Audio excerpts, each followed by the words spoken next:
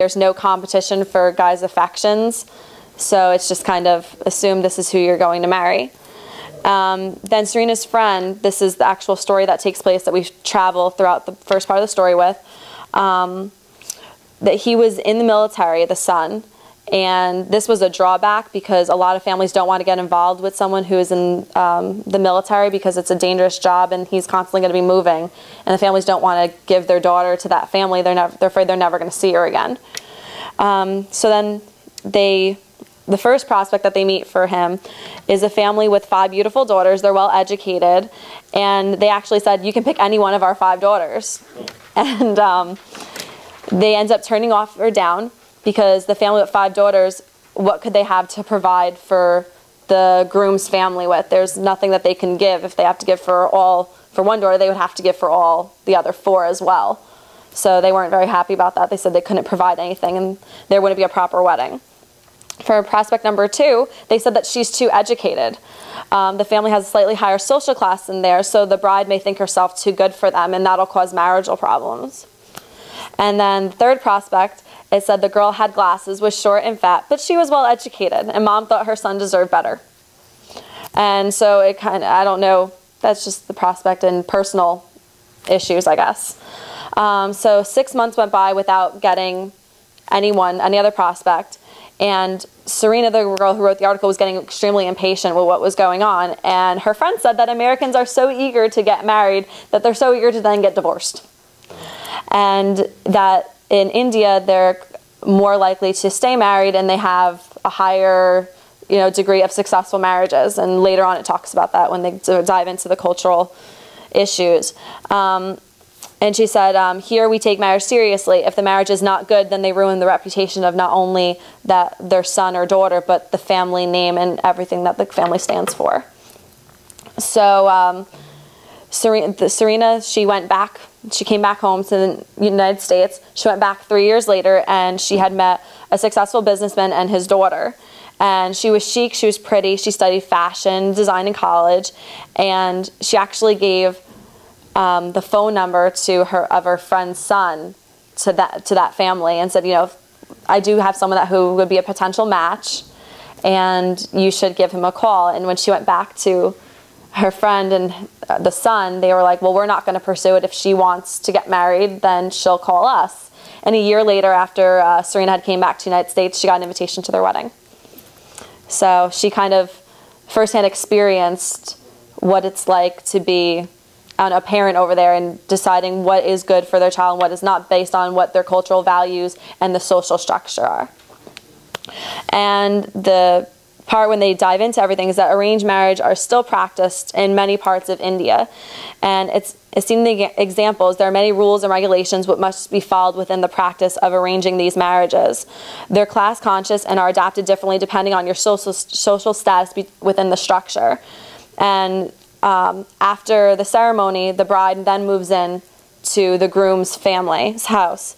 And during this time, even if it's a good marriage, she can be scrutinized by the husband's family to dress a certain way and perform certain domestic duties, and she has to act different ways. She must not be too attached to her own family, though, because failure to adjust with a new family is considered a burden, and it's very harsh, and it adds stress and tension to the bride when she comes to the house. And in less happier situations, she may be the object of resentment by the groom's parents because she holds the groom's affection, and it kind of takes the attention away from the mother and the father in the household. And in some cases, there's abuse, both physical as well as the emotional, which I stated, and her options are limited. She can return home and get divorced, but it's highly stigmatized and frowned upon in the Indian culture. Marriage and motherhood are considered the only roles for women. And those who have careers usually remain unmarried for the most part. Also, they talk about that dowries are illegal, but they still occur. And in many cases, if a groom's family is dissatisfied with the amount of a dowry, that the bride will be harassed until she can go back to her family to get more money or more objects or anything that she can bring. And some cases she's murdered, and it's disguised as a suicide or an accident. And it's very popular over there as bride burning. And if the wife kind of survives it, they bring out as like a cooking incident or something of that. And that's unfortunately what's going on over there, and it's something that they're looking into.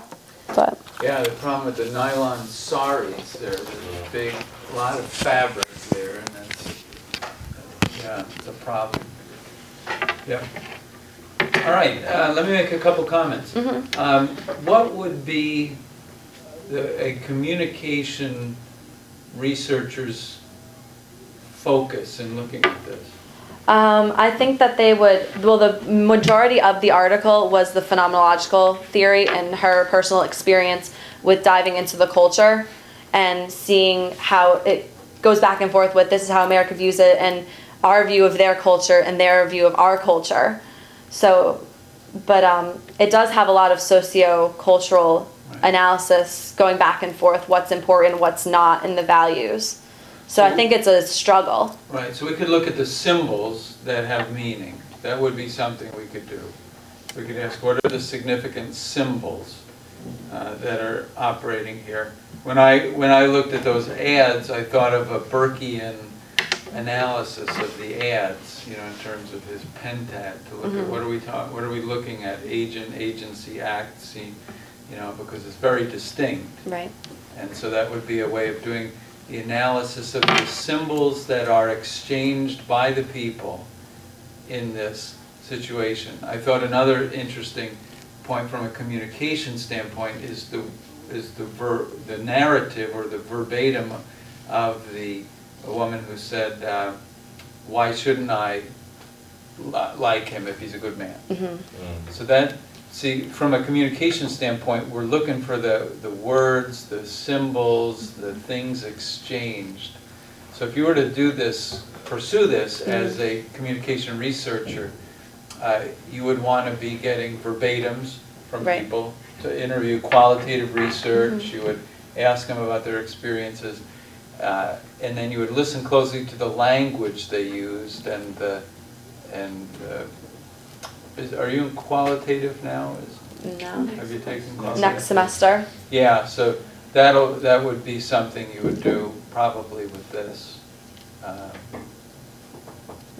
But it's very interesting. Yeah, I thought it was different because at first, this is actually the second time that I read this article. I got it from my anthropology textbook. Right. So first I had taken the anthropological view on it, and now I'm trying to take a more sociological or sociocultural and analyzing from a different perspective.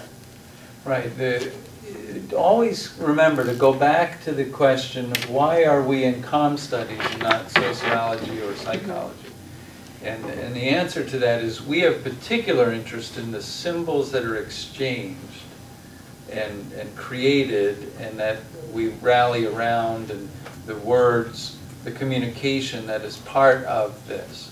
Whereas the sociologist or the anthropologist is more interested in describing the relationships. We want to pull out the symbols and the language that surrounds the symbols. So would you look at this, because there's a lot of like direct quotes and stuff like that, would you be more semiotic? Would you be looking at that type of, or would you still stick with phenomenological because of the language? It's going to range over it a little bit. It's going to range over it. It's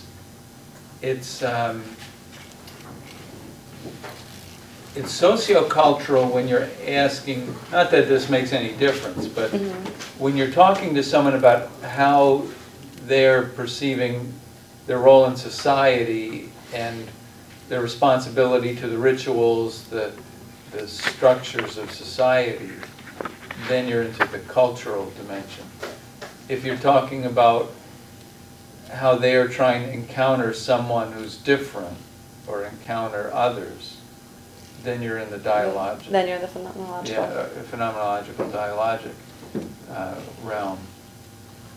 But this article would appear in a anthropology or ethnography thing. It would probably not appear in a comm studies. No. This is not a criticism. I'm just pointing out that you'd want to focus in on more of the verbatims and the symbols, like a Barthian, Roland Barthes, a Barthian semiotic analysis would look at maybe a family you know, in a home, and would look at the clothes, the symbols, the clothes, the furniture, who gets to stand where. That would be a Bardian semiotic analysis of this, and what the behaviors and the communication was between each person, which some anthropologists might look at too, but that would be a common way to look at it. Okay. This is very interesting, though. This is pretty current, huh? Mm-hmm. Wow. I didn't realize that. So. I was just wondering how, you know, speaking of the words, you know, as I was listening to it, I guess I thought that like some of this had dissipated over time, and then I realized, well, I'm looking at it as a problem. Like these people have a problem. Yeah. You know, I wasn't looking at it as, well, this is how they do things. I just thought, this is really screwed up. And I wonder when they're going to straighten this out. But then I thought, you know, how difficult and challenging it must be as an ethnologist to walk in and, you know, in communications, the words you choose are everything, you know, so how to keep from doing that, you know, really value challenging. judgment. Yeah. She has like her value, her way of thinking and quote unquote judging, for lack of a better term, changes as she gets to know the situations and the more she gets to know the people in India.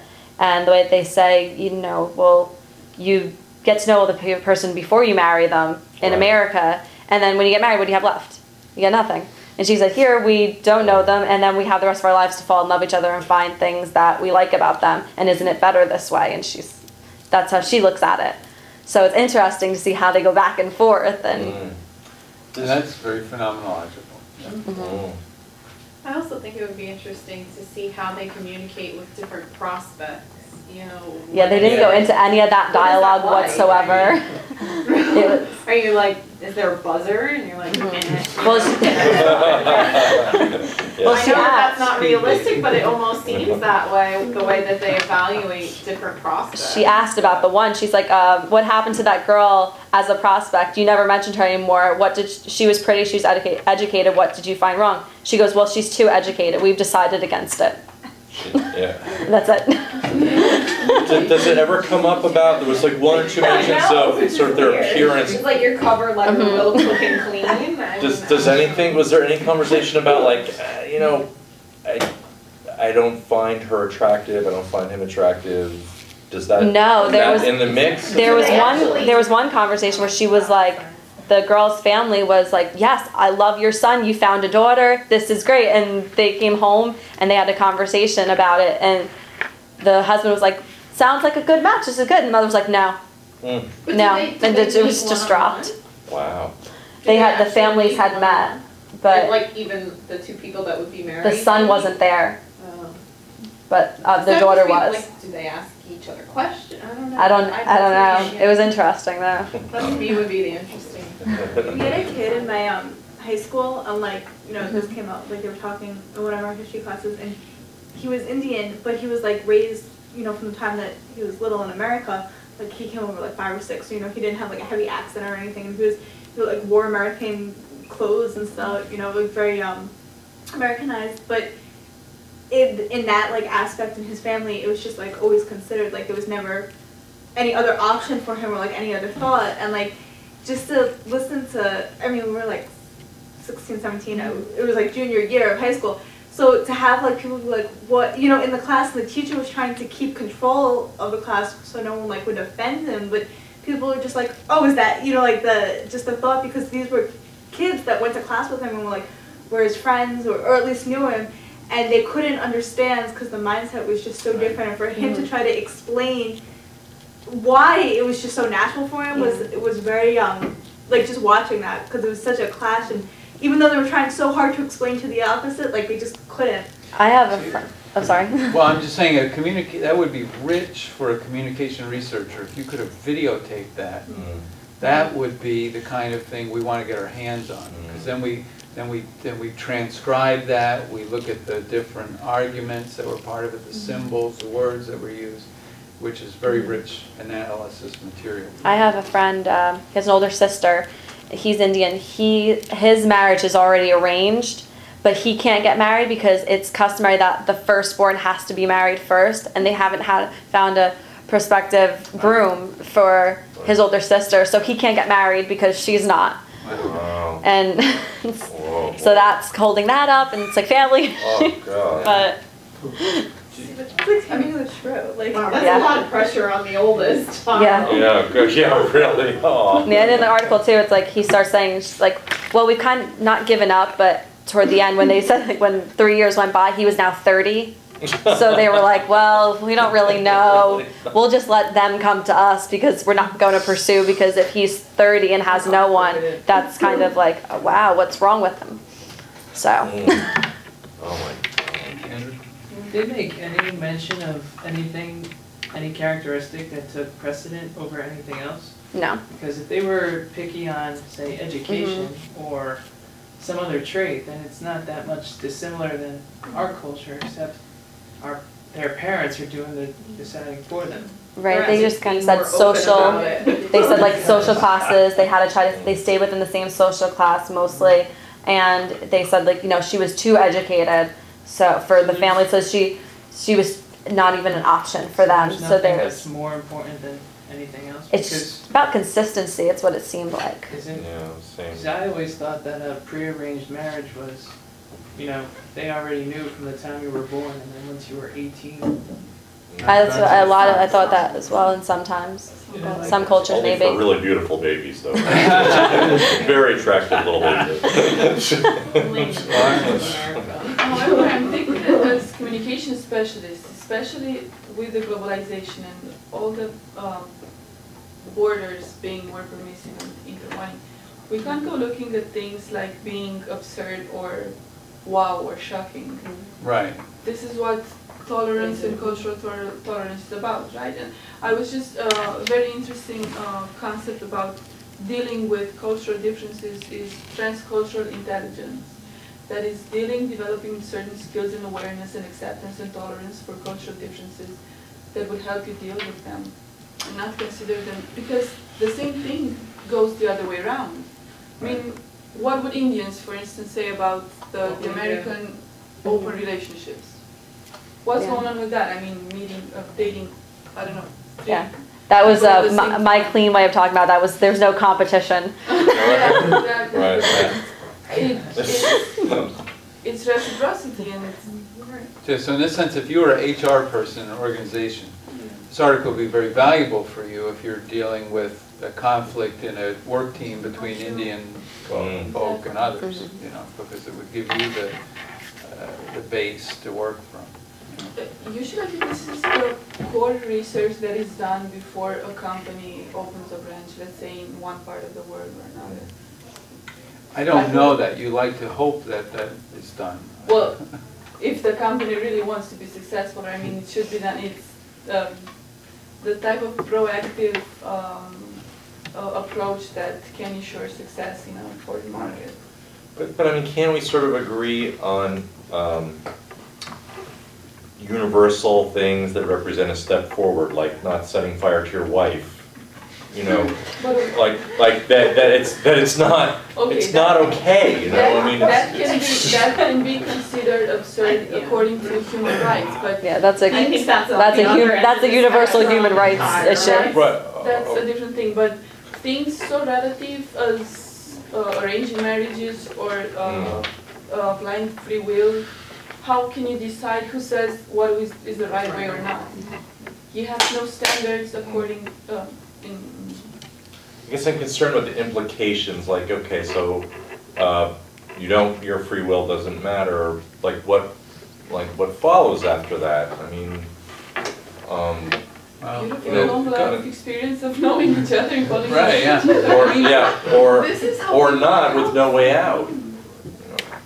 But maybe they don't want a way out. Well, not that I don't mean like It's I'm like- telling them what they it's such should a- do. I it's just such a meant. complex. Sorry. I don't know. Actually, you know, I don't know how to even articulate it. It just, you know, I realize it's hard for me to hear about, like, there was a particular moment where,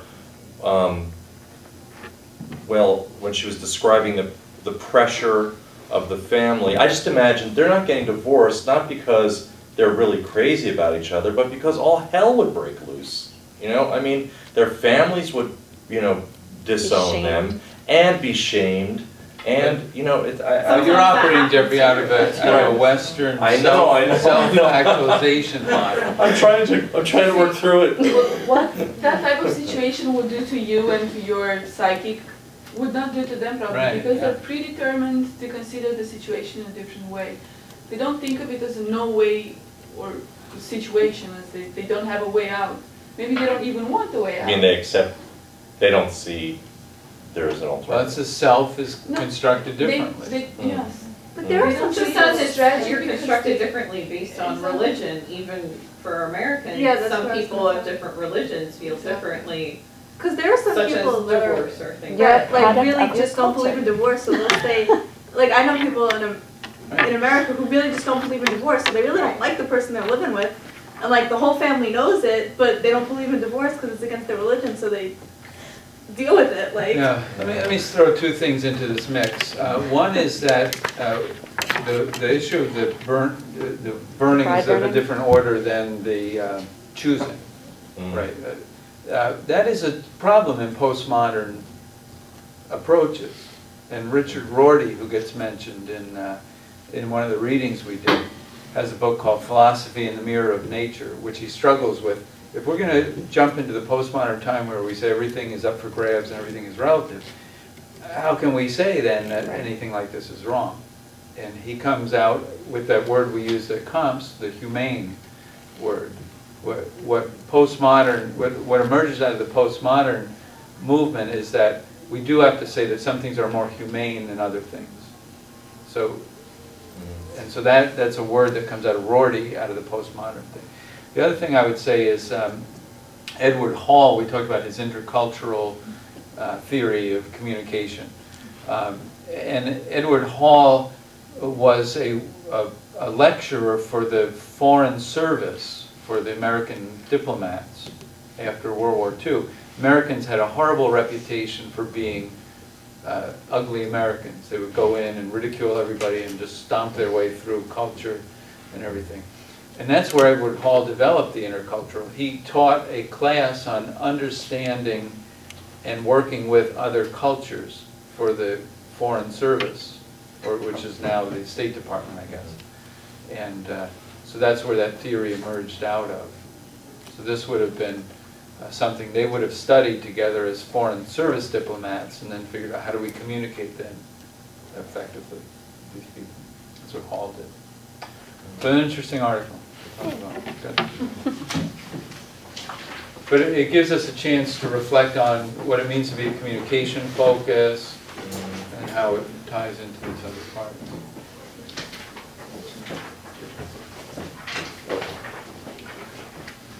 Yeah, we need one more. Does he? Yeah. I just wrote mine. It's the, I Oh, there. yes, sorry. That's okay. Really black guys and stuff, I'm like, what is going on? And, but I'm not that American, but they kind of go, yeah, that's the way it goes. No, that's not the way it goes. Well, it doesn't have to Go that way. Right? People live their whole life by that. That's right. I don't know, I wouldn't. No, I'm sorry. Yeah, it gets into the whole. I think I've got your You got my, marked my copy. notes, Yeah. teacher. She goes herself on Education program, not for this. They're going on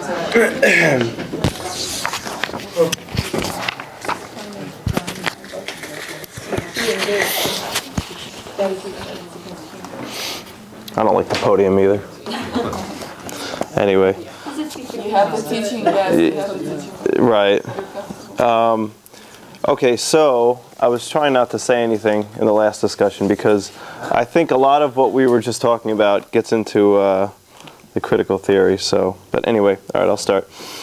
My article was called Critical Theory and Electronic Media, and basically it's going to get into a lot of what may seem like USA bashing. I hope it doesn't, because it talks about many extreme issues with regard to capitalism. And a lot of it concerns three issues: accumulation, legitimation, and repression, right? Okay, and what it talks about here is advances in information technology, most notably the submarine cable, the Earth orbiting satellite, and the computer, and how we've all been told that these are very good things for us, and how they all help us. And there's some, legitimation or legitimacy to that, but how core societies such as the USA and other first world nations can use these technologies to kind of centralize all the information in a process called media imperialism, which, as I read the article, I began to get very angry at and hate, because it's kind of intense. And they can use it to sort of control us. So what I mean by that is, basically, if we're getting a computer, right, and we're getting information fed to us, it's kind of a one-way stream of information. And all of this goes to entertainment, it goes to news, and it goes to information of any type. And so, this has also gone to, I won't just say the government, but also upper management. They've taken something like information technology, IT, and they've given a skilled worker a computer, and instead of them now making something, they've put him on an assembly line with a computer, and now they're just pushing buttons as something goes through a conveyor belt. So what it's done is it's taken power away from that sort of skilled worker, and it's kind of put all the control up at central hierarchy. Help me with the conveyor belt. I missed. Okay, let's say you have someone who's there building a car, and they're building that piece of a car, and they're building, whatever. And now we've introduced this computer that builds the car for them, and now they're just it's coming through a conveyor belt, and they're just pushing a button to have the arm come down and do it or whatever. And so now this person doesn't have any control over what's going on. They're just kind of a. Let me just. This is good. I guess I could talk forever on this. That's fine, and keep going. I just want to throw in, this is Marx's concept of being separated from your labor, the product of your labor. It's an important concept for Marx, that we become fully human as we create things, and then we have a relationship sort of with the things that we've created. And part of Marx's argument against capitalism and industrialization is that it separates you so that you're just pushing the button, and it dehumanizes you. And not only that, but then you don't receive adequate recompense for the labor that you do. So there are two things going on.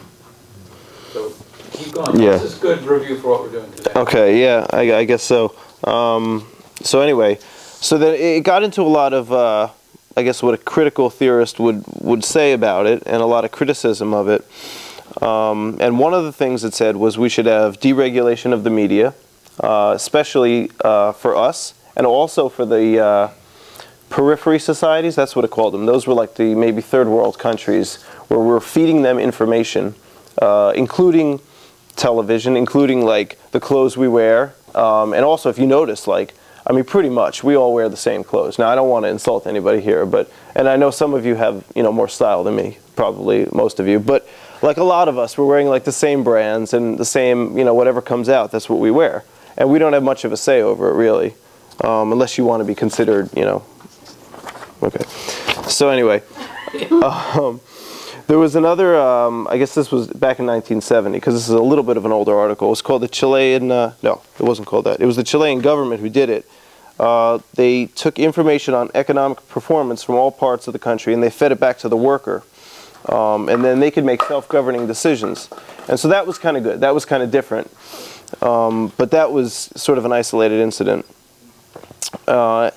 And I guess also what they were making the argument is that there needs to be a recognition that the area of information resources, like IT and like advances in computers and, the newest thing that Google does, is just as much a class struggle as it is a commitment to reshape those systems. So it's not just, okay, we made this great new iPhone, what can it do for us? But it's maybe we need to look at what else is going on. Like, for example, I'll modernize it. I don't know if you have the Windows Vista. I have it. It has a million, well, yeah. But it also has a million pop-up blockers, which, like, I think is good, but I might be falling into the same trap because I don't know what it's blocking from me. I don't know what I can't see. There might be something there, some information I'm not getting, and I don't know who's regulating that. So I guess finally, because this article was sort of intense, so there's a lot, but the last statement it says is efficient use of communication technology can be defined as that which increases the ability of the working class to control the productive process and share collectively in the relationships of daily work life, ideally. Right, as a highly collectivist commune. Yeah, right. Up in the sky somewhere. Well, no, I mean, we'll talk about Stanley Dietz, who's at Rutgers, I think, and his approach to organizational discourse, organizational culture. Lisa, you have I was just gonna say, it kind of, I was actually thinking before you said it, but like,